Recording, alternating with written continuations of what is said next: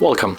In front of me I have Xiaomi Mi LED TV P1, and today I will show you how you can enter recovery mode in this TV.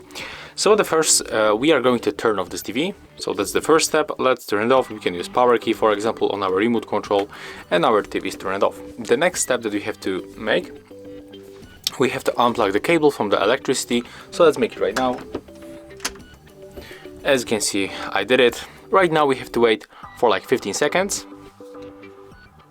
And after that we will make combination with our remote control and we will plug back this cable.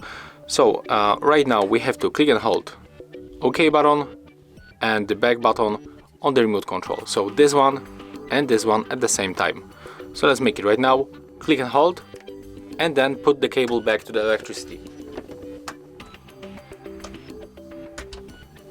Okay, keep holding buttons.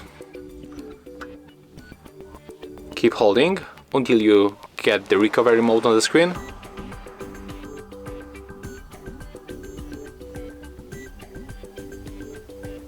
And right now we can finally release keys.